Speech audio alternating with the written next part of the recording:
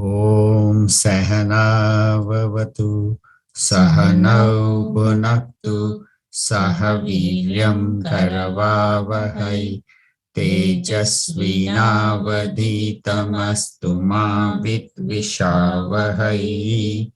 Om Shanti Shanti Shanti. Om Samasta Jana Kalyane Niratam Karunamayam Namami Chinmayam Devam Satgurum Brahma Vidvaram Satgurum Brahma Vidvaram. Om Parthaya Pratibodhitam Narayanena Swayam Vyasena Gratitam Purana Munina Madhye Mahabharatam Advaitamritavarshini Bhagavatim Ashtadashadhyayani Amba Tvam Anusandadhami Bhagavad Gite Bhavadveshini Yam Brahma Varunendra Rudra Marutaha Stunvanti Devyai Stavai Vedai Sangha Padakramopanishadaihi Gayanti Yam Samagaha Dhyanavasthita Tadgatena Manasa Pashyanti Yam Yoginaha Yasyantam Navidut Sura Suraganaha Devai Tasmai Namaha Devai Tasmai Namaha. Om Shri Ganeshaya Namaha. Om Shri Saraswatyai Namaha.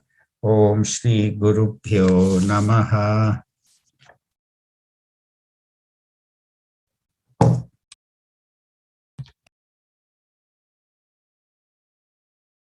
ये नहीं हो रहा.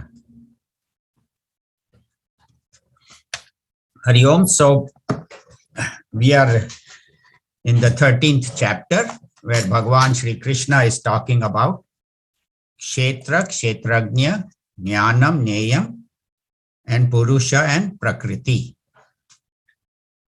in response to Arjuna's question. So Kshetram he describes as this whole universe, whatever I perceive, hear, smell, taste, feel, experience, even emotions, thoughts, that is all Kshetram. And this body, mind, and intellect is also Kshetram because it is known to me. So who is this me? So Bhagavan says, Kshetrajnam chapi mam vidhi. I am the knower in all fields. Not only in you, but in all beings, I am the knower. So who is this I? Bhagavan did not explain at that time, but subsequently he is explaining in the current shlokas. And then he talked about what is this, this knowledge has been given to us by the famous rishis. So he gives credit to them. And then he talks beautifully about the 20 values. He says, without practicing these values, this knowledge will not stay. So to know Bhagwan, I have to consciously practice these 20 values, amanitvam, adambitvam, ahimsak, shanti, arjavam, etc. So unselfishness, detachment, lack of ego, submission to the guru, vairagya from sense objects. So all these 20 values that we need to practice. And then last week we started the topic about what is neyam, what is to be known, and it is quite a difficult 6 shlokas from 13 to 18. So I'll briefly summarize what we did in 13, 14, and 15 because it's a little bit difficult to understand. So he says, Neyam, I will tell you that which is to be known. Neyam pravakshami, and knowing which you will attain immortality. Immortality, as we have discussed, does not mean I will live forever in this body, but I will realize my immortal nature, that my true nature, I really am that immortal consciousness. And whether this body exists or does not exist, even if I drop the body, I always remain. And that is called immortality. And that is that I and that Anadimat, that beginningless Brahman, supreme, are one, because that Brahman alone is everything. So how can I be separate from that? And then he said, it is neither Sat nor Asat. Now that is a little difficult. We spent a lot of time. But basically, we have to understand that anything that is understood by the intellect cannot be Brahman. So if I say it exists or does not exist, is or is not, that is understood by who? By the intellect. So Brahman cannot be, but these words can indicate Brahman. Brahman cannot be cause and effect. Brahman cannot be manifest and unmanifest. As we had talked before, for a cause to become an effect, it has to modify, it has to change. And Brahman cannot change. So this earth is an illusory manifestation, but appears very real to us. And we'll talk even today a little more about that, how this world is a dream. So it is neither Sat nor Asat. So why cannot the intellect understand? So we have given this example before, but I'll repeat it. Say if I have a flashlight and in a dark room with the flashlight, I can see all the objects. But all the power is gone. There are no lights. So then I say, can you tell me what is the battery in the flashlight? Is it ever ready or is it Duracell, Energizer? So I take out the cells, the battery, then the flashlight cannot illumine. Then I say, with this flashlight, I want to see the battery. You cannot, because the flashlight is energized by the battery. Flashlight cannot see the battery because the battery is the one that is giving power to the flashlight. Without the battery, the flashlight is useless. So similarly, this intellect cannot know consciousness because consciousness is illumining my intellect. But with the intellect, we can turn the direction as indicated by the Mahatmas, by the scriptures, by the great rishis. But this consciousness is impossible to put in words. So the rishis are using contradictory terms so that the intellect has to think, what does it mean by Nasat? It is neither Sat nor Asat. What does that mean? So when we think about it and when we turn the attention of the mind in the direction indicated by the Upanishads that go within, because it is you as the subject, the one that knows my thoughts, that knows my emotions, that knows my body, knows my desires, and knows everything in the world, that is my true nature. And that is Brahman, that is Neyam, that is to be known. That's what Bhagavan tells us. So in the shloka number 13, he says it is neither Sat nor Asat, neither manifest nor unmanifest. Because if it is unmanifest, it will become manifest. But Bhagavan says that consciousness can never become manifest. It is known as the subject. Then in shloka number 14, he says, all hands and feet are his, all eyes are his, he's there as all mouths, all heads, all hands, all feet. So we think God has all these thousands of hands, that's why they make all these pictures of the Virat Rupa where they're showing. So it's not that. What Bhagavan is saying, all hands are my hands, all feet are my feet, because I am the one that gives existence to your hands, to your feet, to your mouth, to your eyes. Not only I give existence, but I give the ability to function. That is because of me, I consciousness riding on the mind through the eyes, I see the senses, through the ears, I hear. And today's shloka will talk more about that.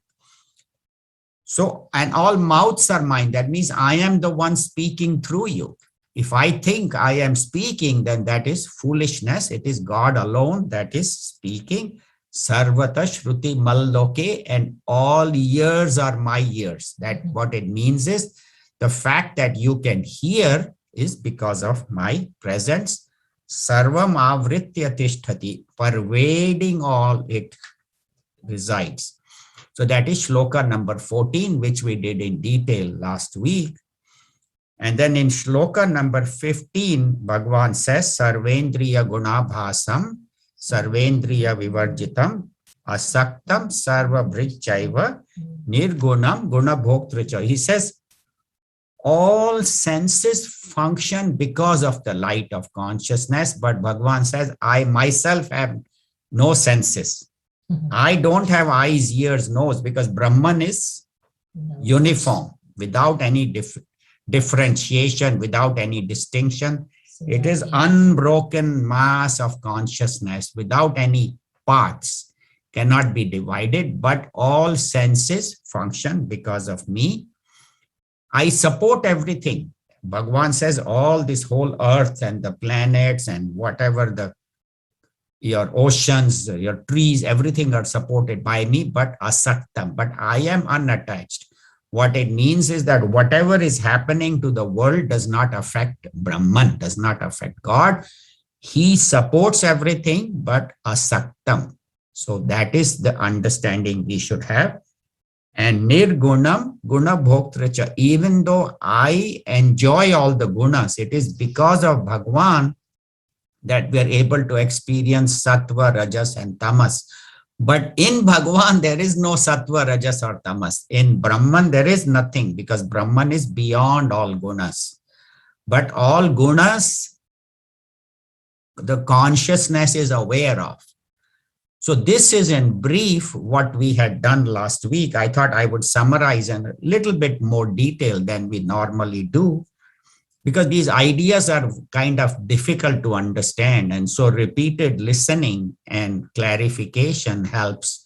But at the end of today's talk, we will have time. So, this topic is not very easy to understand or to even for me to explain. So today we'll start with shloka number 16. Bahirantascha bhutanam. Bahirantasya bhutanam Acharam charamevacha. acharam charamevacha Sukshmatva tadavijneyam. sukshmatvat tadavigneyam Durastham chantike tat. durastham chantike cha tata. Okay, all together. But you can mute, please, Satish. Bahirantascha bhutanam acharam charamevacha sukshmatadvada vigneyam durasthan chantike chatat. So bahi antaha. Bahi means outside, antaha means inside. Bhutanam, cha, and he says, and means he is continuing from the previous three shlokas where he has already given some qualities of this consciousness, which is to be known. But he says it is inside and outside all beings. It is inside me and outside me, not only me, but all creatures, everything, even outside, even the inanimate objects. And acharam charamevacha. Acharam means unmoving. So like rocks, stones, which is unmoving. So I am that. And also charam, I am also that which moves. So like plants are unmoving, even though they have life. But the ones that move, like insects, birds, animals, fish, humans, So I am the moving and the non-moving. So the mountains, everything is that consciousness. Then he says, but my grandson also asked me this question. If God is everywhere, Dadaji, then why can't we see him? That's a very common question.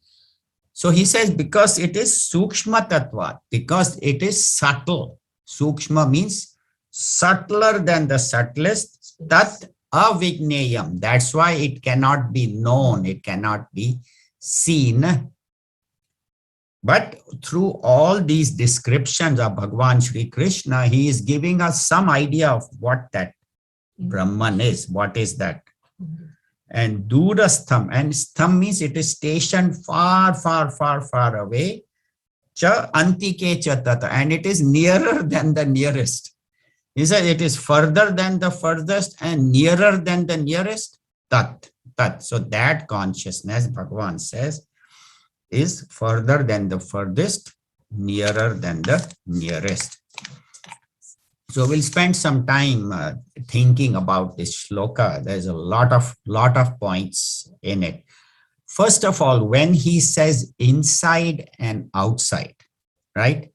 So when I think of inside me means inside my skin, inside my body, that is inside, and everything outside my body is outside. Or if I'm in this room, then everything inside this room is inside and outside the room is outside. So it is relative. Am I talking about my body? Am I talking about my room? Or you say inside this or on this earth or in space, then, earth becomes kind of not inside, but it is in space, in earth, and then in space. So whatever is your reference point, that is how you look at it. Like say in my head, there is some knowledge inside my head and there is outside, or there is space inside my head and there is space outside. Some people have less space, some people have more space, but space we all have. So the point is that what is the reference point? The second thing, so like space, is it inside or outside? Space today will be using constantly all the time. Space is inside or outside. He says relative, like in this room, there is space. There is room space. In the room, suppose you have a pot or you have a box. So there is box space. Then there is room space. Then there is total space. So space is inside and outside. Even within me, there is space. Like within our chest, in the lungs, there is space. In the abdomen, there is space, and in the head, so everywhere there is space. So space is inside and outside. So that same way, the consciousness is even more subtler than space, even extend beyond space, because consciousness is the creator of space. So it is much more than space, because space, when we think of space, we only think of this world, right? This particular world, our galaxies, our cosmos, but there are 13 other worlds. So then obviously this consciousness is beyond all those 14 worlds. So it is away. It is inside and outside. And consciousness, for example, is inside me and outside, and we'll talk about that. Another way to look at it is what is inside me is known to me. What is outside may or may not be known, right? Like suppose I'm having chest pain. So I know I'm having chest pain. Now the cause of the chest pain, you might have to investigate. So then I go to a doctor, he does an EKG. He says your heart is fine, you're not having a heart attack. Maybe you're having acid reflux, or maybe you're having a gallbladder attack. Maybe you're having gastritis. So then different tests are needed, but the fact that I am having chest pain is known to me inside. Or my thoughts, my emotions are inside. Like I'm not aware of your thoughts or your emotions, whether you're enjoying the lecture or getting bored, I don't know. But the point is that my thoughts are known to me. So that is inside me. but your thoughts are known to you. So they are inside you. So that is called also inside and outside. So my thoughts, what is known to me is inside, and what is outside may be known or may not be known. Like in my house, I know what objects are there, but what objects are there in your house, I will not know because that is outside for me. Another way to look at it, there are many ways to look at inside and outside. Outside, it is as existence. So the tree exists, the rock exists, the mountain exists, the river exists, the birds exist. But the birds are also conscious. But inside, it is present as existence and consciousness. That means I exist and I am conscious. So I'm aware of the birds that are flying, the river is flowing, and the wind is moving, and the trees are moving in the wind. So inside it is existence and consciousness. Outside is consciousness, also could be existence. Like if I'm looking at Carrie, now she is both consciousness and existence. So inside it is consciousness, outside it is existence. But how do I get to know of something? It is as a thought. Like if I tell you, have you seen an elephant? Immediately what happens? Elephant thought comes in the head, right? And then you see the shape. Elephant is gray, it is big, has a trunk, and so on. So, or what I'm talking is creating a thought in you, right? When I'm speaking, I am. But if I say, good, that doesn't create any thought because you don't know what I'm saying. Or if I don't speak Russian, but suppose I start speaking Russian, then it won't create any thought. So any knowledge occurs in the form of a thought inside. So if I go to Australia and I have never seen a kangaroo, never even have seen a picture of kangaroo, then when I see the kangaroo, then a thought comes, okay, this is what kangaroo looks like. So next time I see a kangaroo, the thought will be created. So how is everything known? As a thought inside. And until that thought is inside, I will not know the existence of an object. So unless I have a thought of kangaroo, next time I see kangaroo, I'll know. But if I have never seen, I would not know. To give an example, say it's, a lady's anniversary, and her husband in the morning doesn't wish her an happy anniversary, or he goes to work without wishing, and she's sad, look, it is our, 19th anniversary, and he completely forgot. He didn't even wish me. And he comes home and he says, what's for dinner? He starts eating dinner. And she says, this guy didn't even wish me happy anniversary. And she's waiting and she's sad. But the husband has actually bought a beautiful gift, which he has kept as a surprise. So he pretends that he doesn't. And the gift is lying in her house all the time. He has hidden it in the drawer. It's maybe a diamond ring or something. But until, and then after dinner, he says, happy anniversary, darling, I have this gift for you. So even though the object was in her house, because she did not have a thought about it, she was not aware that there was a diamond ring. Until then, she was sad. So any object that is outside is only known when the thought is created inside. Is that clear? So the thought inside makes me aware of objects outside. So Gurudev explains it very beautifully in his commentary. He says like the radio waves, are broadcast all over, everywhere. But only if you have a radio which can pick up the radio waves, then you can listen to the sound. It's not that the radio waves are only in the radio. They are broadcast in the whole city of Bakersfield or in the whole of California, or like TV stations. Nowadays, of course, they have cable. In the old time TV, they had these little antennas you had to adjust. I'm sure you all remember those. And you have to adjust to get the proper TV channel, channel 17 and channel 18. So the TV station is broadcasting in the whole of Bakersfield or the whole of Kern County. But if you have a TV set or if you have a radio set, you can pick up. So similarly, consciousness is everywhere. But where there is an individual, then consciousness manifests. Like when I am here, it does not mean that between me and Niru, there is no consciousness, but in me and in Niru, the consciousness is manifesting, but even between us, that is Durastham Antike. So it is inside and outside, it is everywhere. So that is the understanding. So what they say is that it is present inside and outside. Is that clear to everybody?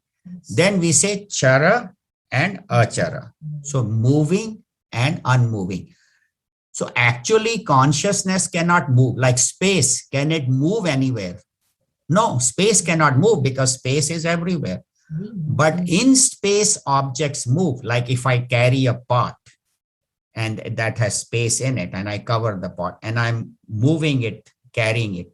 So we think space is moving. No, space is not moving. Object is moving. Even the space in the pot actually is not moving. It is the object that is moving in space.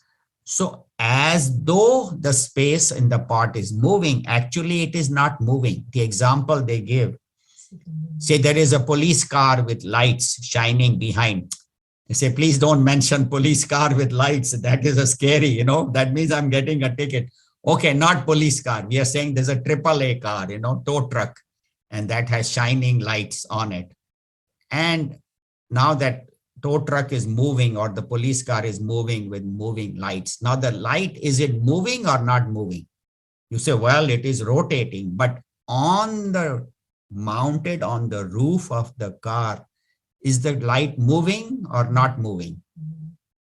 It is unmoving, but as though moving, right? When the police car moves, the light moves, but it is fixed on the roof. But as the car moves, it moves. So similarly, all objects move in space, but as though move, because the space actually does not move. As I said, the pot does not move, but it appears to be moving. So what they're saying is the space does not move, but the conditionings move. So the consciousness does not move, but you and I are conditioned consciousness upon that consciousness. So when we move, the consciousness appears to be moving. Like I get up and I go to the other room. Consciousness does not move. I move in consciousness, but it appears that consciousness is moving. Is that clear? So the example they give is like in Jagannath Puri, when they prepare the food for Bhagwan, it is a very beautiful technique. What they do is they have multiple pots. And in one they have rice, one they have vegetable, dal, one on top of the other. And there is only one fire, and it's very interesting. They make channels. So the fire, the heat from the fire goes to the pots and then makes dal, makes sabji, make rice. And it's very ingenious. Now, is the fire moving or not moving? Fire is not moving, but the heat of the fire is moving. So the fire, in fact, is not moving, but the heat of the fire is moving to the various parts. So similarly, the consciousness is not moving, but in the presence of consciousness, everything is happening. Like the fire is not moving, but in the presence of fire, everything gets heated. So similarly, in the presence of consciousness, everything gets illumined. Now we just finished Navratri. Now in Navratri, we have that part with the light, and that example we have given many times. And you shine the light, say you put a bulb, for example, or a lamp. And now there are multiple holes. Now the light comes out through the holes and illumines the room. Is the light moving or not moving? It is moving. It's moving at 186,000 miles per second, but it appears to be not moving. The bulb is not moving, but the light is constantly coming out of the bulb, but it is moving so fast that you and I think it is not moving. But the bulb, which is the source of light, is not moving, but the light emanating. So similarly, consciousness itself does not move, but in the presence of consciousness, we are all moving. So then people say after death, what will happen? He said, I will travel, go to some other place and meet Bhagwan. They say you don't go anywhere because heaven is not something far away. It is just a different realm of consciousness. So when I become asleep to this world, I wake up to the next world, whether it's Pitralok or it is heaven or it is Brahmalok or hell or whatever based on my karmas. So there is no going or coming. It is just waking up to a different level of consciousness. So that is what they are saying, that it is need. So actually there is no movement. It is just sleep to one and waking up to the other. So actually after death, we don't travel anywhere. The body perishes, the subtle body just wakes up. So there are planes of consciousness, different levels, which they call as 14 worlds, 7 worlds of joy and 6 worlds of sorrow, which are all that. So that is what it is called. It is neither moving nor non-moving, but it is subtle and it cannot be known. So how do we describe subtle? So when I next meet my grandson, we were going to do this little science experiment that what you do is you put some 4 or 5 cubes of ice in a bowl, right? So after an hour, what happens? The ice becomes water, right? It melts. And then you leave it for 5-6 hours or overnight, the water becomes water vapor. It's gone, right? So the bowl is empty. But is the water vapor seen or not seen? It's not seen. It is subtle. But is it there or is it not there? It's there. The water, it does not perish.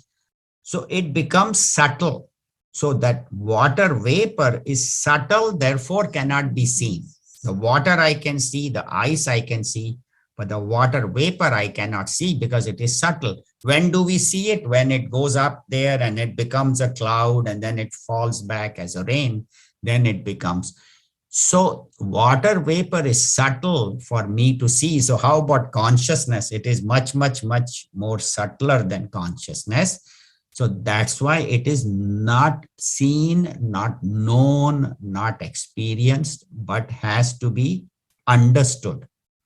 This consciousness is something that I understand as me, not as understand as an object. It's not like the sun. Last week we talked, it's not that I see the sun. So one day I'll see Brahman, I'll say, Pranam Brahman, Brahman will say, what can I do for you? Nothing like that. Yeah, if you particular form of God, if you worship with enough devotion, God may appear, if you do that and he'll say, okay, son or daughter, what can I do for you? Can I bless? But as far as Brahman is concerned, Brahman is not going to appear in front of you.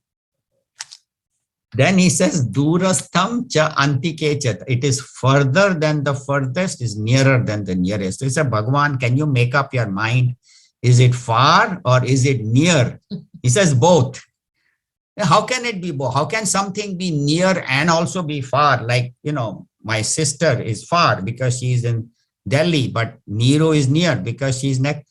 So, but this is near and far. So how do we give the example? So they give the, again, example of space. Space is the best example to explain Brahman. Is space far or is it near? He said far, far, far, far, billions, trillions of miles. It extends on. And so many thousand light years, billion light years. But is it near? Yes, it is. Even in the cell, the smallest cell in the molecule, then you go to the atom. Even in the atom, space is there. There is proton, there is neutron, and there are electrons circling. So there is space even in the atom. So it is subtler. That's what we researched a few years back. We had a physicist who came and explained that beyond atom, there are subatomic particles. Beyond subatomic particle, there are quarks, all those names he gave. And then he says, and what is beyond that, we don't know. So that is consciousness, which is subtler than even the atom, then even the subatomic particles, then quarks. So it is subtlest, therefore closer than the closest, further than the furthest. Bhagwan Shankaracharya ji explains it very beautifully. He says, for ignorant person like you and me, Brahman is far, Brahman somewhere he's far away. Maybe in some future lifetime, after I have finished all my vasanas and become a dancer and did whatever I wanted to do, then maybe in some future lifetime, somewhere I will somehow encounter Brahman. They say, Are, Brahman is right with you, where he's closer than the closest. So for a wise person, that's what Shankaracharya ji says, for a wise person, Brahman is right here. For Mirabai, she could see Krishna right away. For Tukaram, he could see Panduranga just like that. They did not need to go, far away. They said, God is right here. Ramakrishna Paramhans. He said, I see Mother Goddess more clearly than I see you. He could talk to her and deal with her. So for a wise person, Brahman is near. For you and me, it is still far. So that's what Shankaracharya ji says. For a realized master, Brahman is right there. He's with me. And that is what they tell us, that God is with you at all times. All you have to do is just become aware of his presence. And that's what we do in meditation. Last time I had talked about where there are many paths to reach God. Bhakti is one, then karma yoga helps. But meditation, they say, is a direct path where you turn your attention to God's presence within us. So that is the benefit of meditation, that it expedites your process to that. So that is what they say, that you understand that it is me as the subject. It is that which is the knower of this mind and intellect. And in meditation, Gurudev will also talk about, he says that when he talks about in the heart, in the next shloka, in the third shloka, he says, in your heart, when you turn attention, you find it is right there. So then they say, well, what are all these objects that I'm seeing? I'm seeing a car. I'm seeing the road. I'm seeing the trees when I go for a walk. We say they are Brahman alone with name and form. On Brahman, this name and form has been superimposed. Actually, when you're walking, everything is Brahman as existence, right? It exists. The road exists. The mountain exists. The tree exists. So anything that exists is Brahman, and anything that is conscious is Brahman. So it is that same truth called Brahman appearing as all of these, appearing. So they say, well, you say appearing, but then what do you mean? Can you explain? So we say it's like it is projecting. Projection, I don't understand. He says, you do it every night. I don't project. I don't have a projector I turn on at night. No. When you dream, don't you project a dream world? Yeah, in my dream, I see that I was a child, and then suddenly in the next I grow up, and then I went here, and then I went there. But dream doesn't seem to make any sense. So similarly, this whole world is a projection of the total mind. Just as the dream is the projection of the individual mind, so this world is a projection of the total mind, which we call Hiranyagarbha. So it is that total mind, just as in dream, I project my mind. So the Hiranyagarbha projects the total mind, and that total mind projects this total universe. So this is in brief that all this shloka number 16 we have explained. There's a lot more we can talk about, but we'll do one more shloka today. I don't think we'll be able to do more than the 17th. But this is in brief that it is further than the furthest, nearer than the nearest, unmoving but appears to move, and inside and outside, and it is subtle, therefore cannot be seen, just like the water vapor could not be known. So we'll do verse number 17. Avibhaktam cha bhuteshu Avibhaktam cha bhuteshu vibhaktamiva cha sthitam vibhaktamiva cha sthitam bhuta bhartri cha tadnyeyam bhuta bhartya tagneyam Rasishnu Prabha Vishnu cha. Rasishnu Prabha Vishnu cha Okay, all together. Avibhaktam cha bhuteshu vibhaktam iva cha sthitam bhuta bhartri cha tadnyeyam Grasishnu Prabha Vishnu cha. Avibhaktam, it is undivided. Vibhakti means to divide. Abhibhakta means undivided in all beings. So Brahman cannot be divided.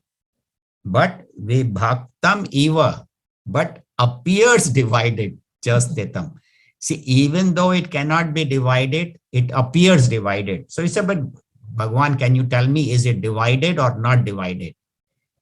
He says it is undivided but appears divided. It's highly confusing. You know, Bhagwan, better it was in the 10th chapter. You know, you said, I am the Ganga and I am Himalayas. Wahi pe rehne dena tha. Why you have to bring all these complicated things? It was much easier then, you know, among the birds, I am Garuda, among the animals, I am the lion. That was much better. Or 11th, at least you showed us your cosmic form, and in you the whole world was, yeah, this is too hard. Can you please make it simple? He says, bhai, this is the essence of the Upanishads. This is what you asked. Arjuna asked these questions. Bhagwan didn't come up with them. He said, I want to know Jnanam, Jneyam, you know, Purusha, Prakriti, Kshetra, Kshetrajna. He said, you asked those 6 questions, I'm answering them. So the thing is that, you know, if everything remains simple, then we don't have a chance to exert our brain. So here it makes us think. Otherwise, to theek hai, you know, you read and okay, you should be kind to everybody, good to everybody. That's good. But we have to go beyond that. So that's what Bhagavan Shri Krishna is taking us beyond that. So he says, even though undivided appears divided, Bhuta Bhartra, it is the supporter of the beings. Therefore, it is Neyam, it is to be known. So, Bhagavan, wait a minute. Stop. Last shloka, you said it is Agneyam, it cannot be known. Now you are saying it is to be known. That's why I get so confused in this 13th chapter, whether it is to be known or not known. Please again tell me one thing. You know, sometimes you say known, sometimes unknown, sometimes should be known. Mera to sit chakkar kha raha hai. But anyway, Bhagwan is, so we'll try to make it simple. So he says it is to be known. First he said it cannot be known. Now he says it has to be known. And it is Grasishnu Prabha Vishnu. It is the devourer and it is the creator. So it is all 3. It is Brahma. It is Brahmaji, the creator. Vishnu Bhagwan, the Bhartra, the supporter. And Grasishnu, Lord Shiva, the dissolver. So he says, I am all 3. I am Brahmaji, I am Vishnu Bhagwan, and I am Lord Shiva. So all 3 I am. And not only that, but of this whole universe, I am the creator, sustainer, and destroyer. So again, let's come to space. Is it divided or not divided? So suppose you make a building. Okay, so what you do, you dig a big track in the ground and then you put the walls. And then you make a building with the rooms and all those things, and offices and everything. Now, have you divided the space?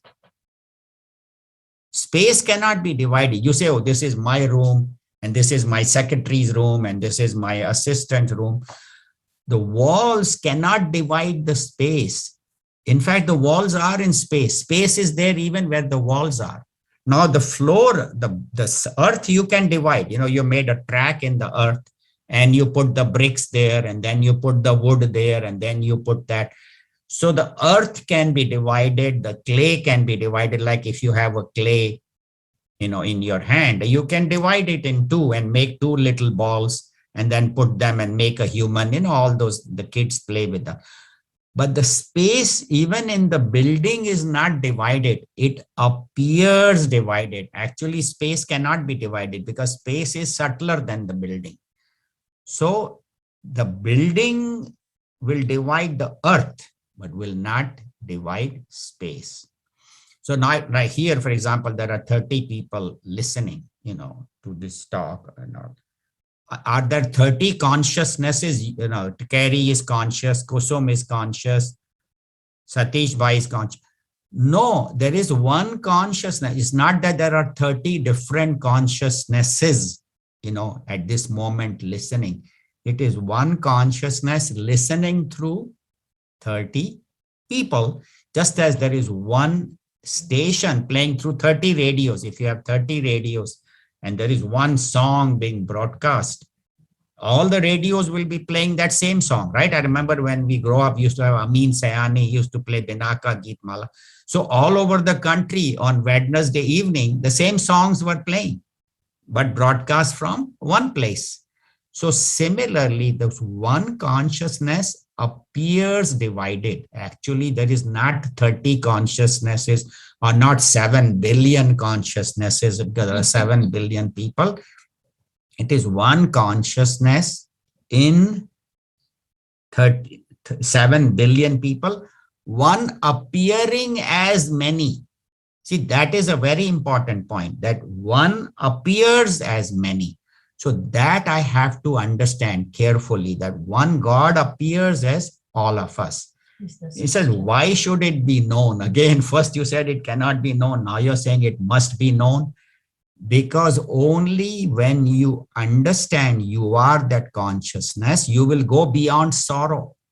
Otherwise, sorrows will always be there. My body will have sorrows. My mind will have sorrows. My intellect will have sorrows.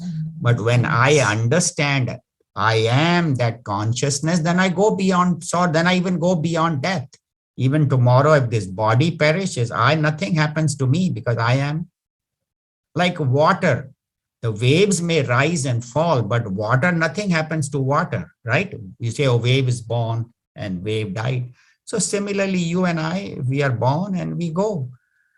So the clear understanding of this, clear explanation has been given by the rishis very clearly. So one has to be clear in the conversation. Talking about clear, this teacher was in the class and the children were not looking at him, they were looking outside the window. And he says, why are you looking at the monkeys outside the window when I'm here? Why are you looking at the monkeys outside the window? So you have to be very clear what you are saying. So the rishis were very clear. It's you and I that we don't understand, we misunderstand. So that is why they say that the knowledge should be clear. So like in earth, all the plants emerge from earth and merge back into the earth, right? Same way the waves come from the ocean, merge back into the ocean. Same way on the rope, and the rope and the snake example everybody knows. Where does the snake arise? On the rope. So as if created by the rope, it is created by my illusion. And then when I shine the light, where does the snake go? Back into the rope. So the rope is the existence on which the snake was, or the ocean is the existence on which the waves arise. So I am Brahma, Vishnu, Mahesh, all. He said, Bhagwan, I thought there were 3. And I am a Vishnu Bhakta. So I don't have to care for Lord Shiva. And the Shaivites, I can ignore them. Now you are saying all 3 are one. What happened to all these years I did puja only to Lord Krishna? And you are saying now Shiva is the same and Brahmaji is the same and Mother Goddess. He says, yeah, it is me expressing as all. So that I have to understand. And I have a particular form of God that I love. That's very good. Nothing wrong with that. If I love Bhagwan Shri Krishna or Lord Shiva or Mother Saraswati or Mother Durga, that's fine. but I should understand that all forms of God are manifestations of one. And this the form that I am worshipping is all pervading. It's not only in that Murti of Sri Krishna, but it is all pervading, which he showed us in the 11th chapter. So that is meditation, because say if one is to meditation on sound or on breath, but if you want to meditate on a form of God, so what they say is first look at the form outside. Okay, there's beautiful Krishna, Adharam, Madhuram, his lips are so sweet, his eyes are so sweet, his speaking is sweet, his singing is sweet, his flute is sweet. So you think of all the qualities, and then you close your eyes and visualize that same form inside. It is Bhagavan Sri Krishna. And then ultimately, Bhagavan Sri Krishna is the witness. It is the witnessing consciousness that outside has that form, in my mind has that form, but in reality, it is the witnessing consciousness. So why do they say meditate with eyes closed? Because when I meditate with eyes open, then I see somebody, I say, this guy I don't like, and this one I like, or this car is my car, that is somebody else's car. So then I get all this raga dvesha, I like this, I don't like this. So they say that meditate in the beginning with eyes closed, see consciousness within, and then when you open your eyes and walk, then see consciousness everywhere. If you're going for a morning walk, see the trees as consciousness, see the road as consciousness, see people walking by, the air blowing, everything is that. So that is called open-eyed meditation and then closed-eye meditation. But our problem is that we are not able to control our mind. Saint Augustine says it very beautiful. He says, you can control your hand, right? With my hand, I can pick up the book and put it there. That is how you should try to have control on your mind, that quieten the mind and then still the mind and tell the mind, don't run around. This is not the time to think about family or work or stock market or money. This is my time with God. So when I'm doing puja or when I'm doing meditation, the idea is that I should be able to control my mind.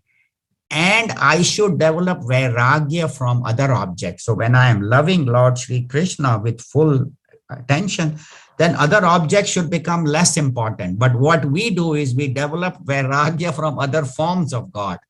I love Sri Krishna, so theek hai, Lord Shiva, Mother Saraswati, they are all on the side. So they say the idea is that develop vairagya. The vairagya does not mean I don't love my children or I don't love my car or my house, but I don't depend on them for happiness, because my happiness is where? In Lord Krishna, who is outside and inside me. So what you have to do is develop vairagya from objects and station them to God. Develop vairagya from name and form and focus on that one form, which actually is formless. So the form should take you to the formless.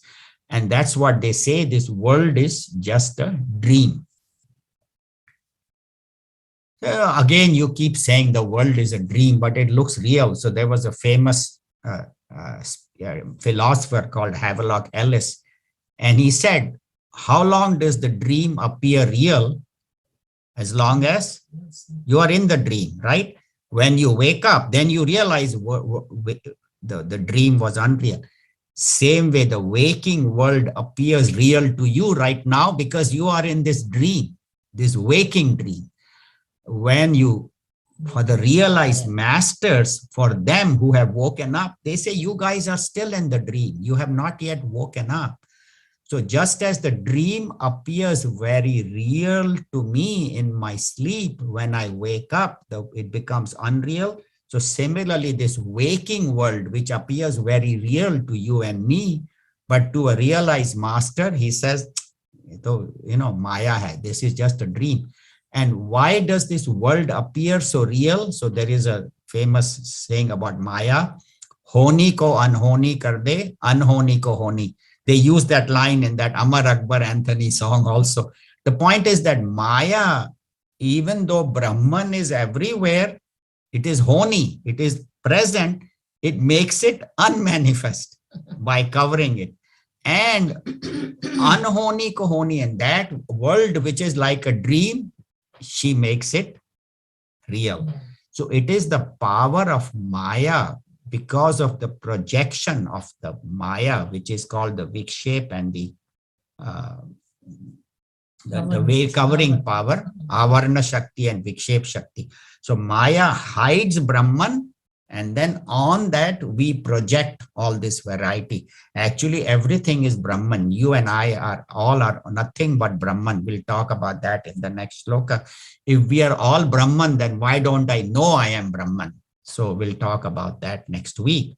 Why? What is the difference between me and a realized master? We are all Brahman, right? You are Brahman, I am Brahman. I don't think I am Brahman. You know, I am suffering, I am miserable, I am happy, I am unhappy. So that we'll talk about what is the difference. Why, even though everything is Brahman, I don't feel I am Brahman. So that's what they say. Just as the dream has as much reality when I'm sleeping, this waking world, that's what Havelock Ellis says, has as much reality as a dream, but appears, it's just a longer duration of dream. That's all. That dream was maybe few minutes, and this is maybe 70, 80, or 90 years. But there is no difference between this world and the dream world. So the idea is that from the dream, I become a waker. From a waker, I become realized. I become one with that reality. And then once I am awake to that level of consciousness, then the world, I still function. It's not that the realized master, doesn't need to get up and eat breakfast, and he has to take a shower, and he has to, follow all the laws of physics. He cannot jump from the 9th floor, because he's Brahman. So he follows all the rules, but he understands that that is a play, that is a role I am playing. So that is the difference, and we'll talk in more detail about that next week. So basically, so what they're saying is that this Brahman, this consciousness, even though undivided, appears divided among all of us, and it is the creator, sustainer, and destroyer. So that means Brahma, Vishnu, Mahesh are actually only one, appearing as different. Mother Saraswati, Mother Lakshmi, Mother Durga, Ganeshji, Jesus. So all Buddha, all of these are manifestations of that one divinity appearing as different. And that's the one that appeared as Lord Krishna or Sri Rama or, all the other manifestations. So that is the essence of this. And that is to be known as me. You cannot know it as an object, but know it as me. We'll end over here. If there's any questions, any comments. It's a difficult subject, so that's why I only did 2 shlokas today, and then we spent some time summarizing last week's, because it's very hard. The next shloka is quite tough also, so we'll do that next week. But I think with Gurudev's commentary, I would request everybody to read this at least 2 or 3 times to understand it. I think all these shlokas are showing the nature of Brahman as transcendental and inanimate. Yeah, so and it is all pervading. Yeah. That is what these shlokas are trying. Right, that's what Niru is saying. It is all pervading, but it's beyond it's beyond body, mind, and intellect. Yes. Immanent means it is within us, and then all pervading, and then transcendent and beyond. Yes, everywhere. Yeah, Carrie. Well, when you were talking about space not being divisible, but it's everywhere. It's within and out. I sort of had a flashback to probably around 2005, when there was a social platform, social media called not Facebook, but MySpace. If you remember that, I don't know. Right. Anyway, it was the most visited site in the United States. I mean, it was there were hundreds of millions of people that were signed up to it, and of course, I guess it was a bad omen for a name, because then it disappeared. Yeah, I don't know why. Yeah. But yeah, I remember MySpace. MySpace. Yeah, yeah, that's Okay. true. But again, there is no such thing as my space and your space. There is only one space, but we think space is like real estate. Okay, this is my house and that is your house. This is my country, that is your country. This is my state is It's all right. California, your state is Nevada. But we artificially try to divide space into countries, into states, into homes, but even in the house, this is my bedroom, that is your bedroom, That's for transactional Uh-huh. purposes. yeah, for See, transactional purpose, purpose. you have to do it. Right. But from absolute point, there is nothing. Yeah, that makes sense. Like I cannot come to your house and say that is my Yeah, house. you can't come in the transactional reality and say, oh, everything is one. Okay. So you have to know what is transactional and what is absolute. So that is where we have to use our intellect, Right. knowledge. Yeah, for transactional purposes, yeah, this is my room, my bed, my house, my car, yeah, my country. Yeah, like my country and your country, but that is for transactional. So all these name and forms are given for transactions to recognize or to differentiate. But that is only in transactional reality. Transactional reality is not real because it keeps changing. So that is when in Vedanta is talking about absolute reality, then it is talking about the absolute reality. From there are no differences. Right. There is only Sat, Chit and Anand. Yeah. Yeah. That Thank also. you.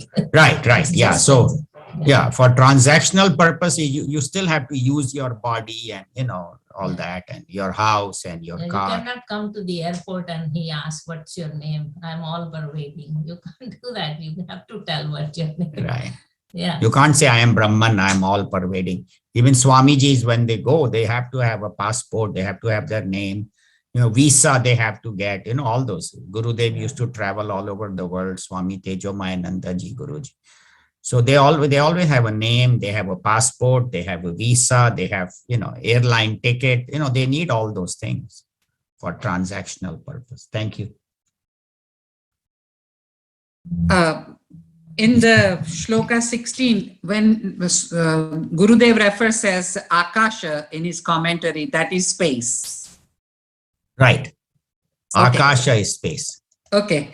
And now in shloka 17, you said all the three creator, devourer, generator is indicated. Right. Grasishnu is devouring. That's Grasishnu is the one. That's Lord they have Shiva. reference Right. to Shiva. And Right. I'm not picking on it. I understood your larger point. I am just trying to understand. Prabha Vishnu, it says generating principle. Does That that is the mean creator. that's the Brahma? That's Brahmaji, yes, the creator. even though it shows as Prabha Vishnu. Yeah. Okay. And where is the Prabhava sustainer? means to bring it into being. Bhava means to being. Prabhava means To bring it. bring it into. So Prabha Vishnu. So the one who is the creator, who is all pervading that. Right. And it says supporter. That's where Bhuta the Vishnu Bhartra, yeah. principle comes in. Bhuta I see. Bhartra, that is Bhartra Bhagwan means- Vishnu. Bhuta Bhartra, Bhuta means right. beings, Bhartra means jo Support. bharan poshan karta hai, one who supports. Right. And that in these last few shlokas, that is the knowledge that, well, that is to be known, not just the knowledge, but Yes. Gneyam. Tat Right? Neyam. Tat Neyam becomes Tad Neyam, but it is Yes. Tat Neyam. That is to be known. Right. So this is where I was Sanskrit wise. The Sandhi, yeah. comes in. The Tat- ja comes in, the half Ah. ja, Tad Neyam, Tad Neyam. Okay. Yeah. Okay. All right. Thank you. Thank you. Yeah, these are really tough concepts, but what helps is the examples. So in the 16th, he uses the example of sitting in a bus, to explain the inside and outside.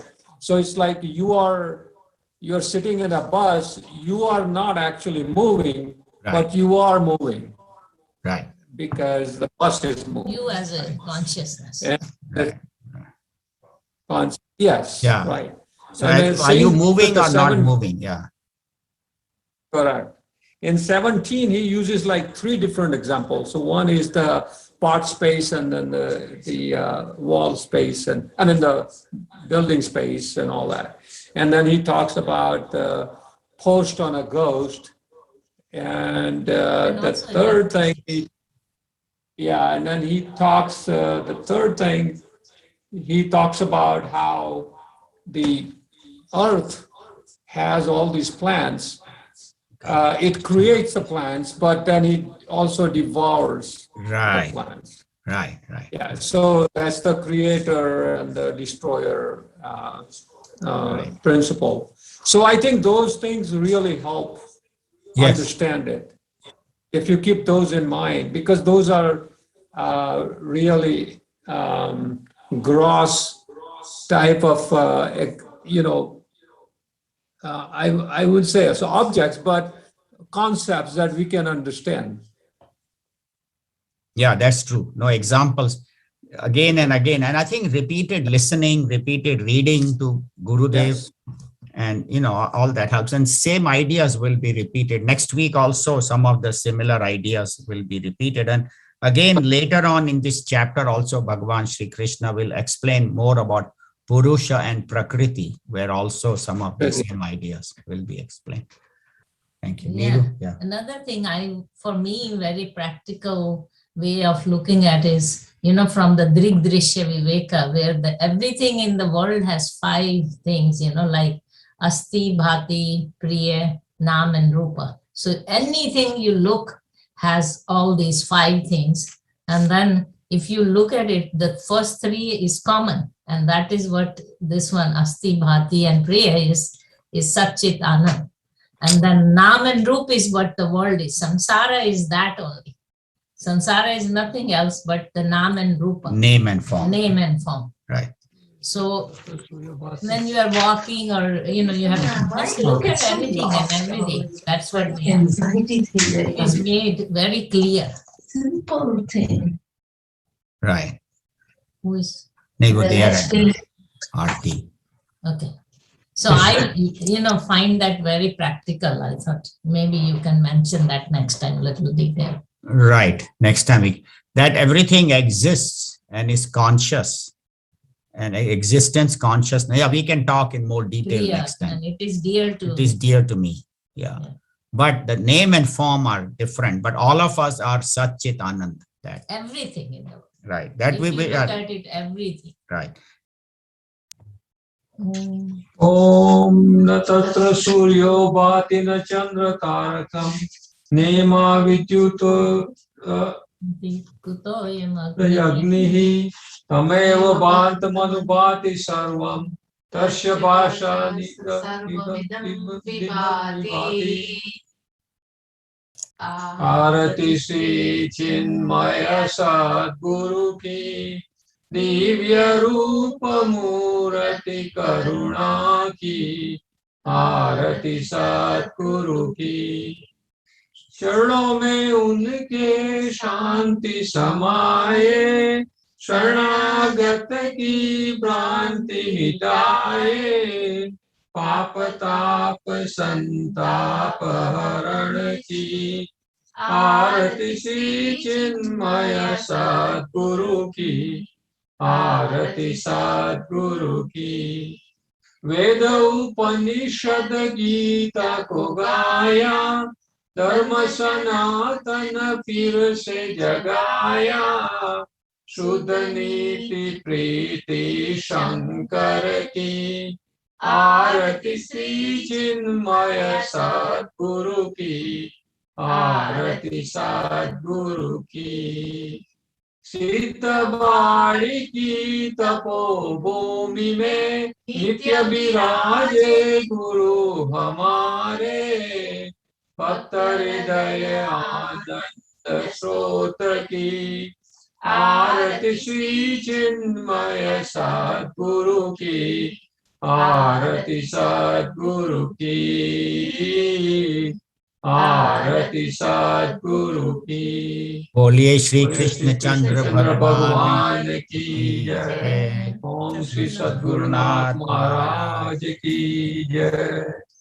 कायेन वाचा मनसेन्द्रियैर्वा बुद्ध्यात्मना वा प्रकृते स्वभावात् करोमि यद्यत् सकलं परस्मै नारायणायेति समर्पयामि। श्री नारायणायेति समर्पयामि।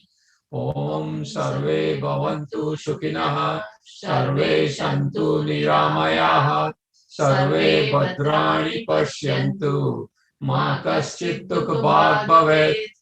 ओम असतो मा सद्गमय, तमसो मा ज्योतिर्गमय, मृत्युर्मामृतं गमय। ओम शांति शांति शांति। हरि ओम श्री गुरुभ्यो नमः। हरि ओम। Hari Om. Everybody can take the aarti, please. Thank you very much. Hari Om. Thank you, Hari Om.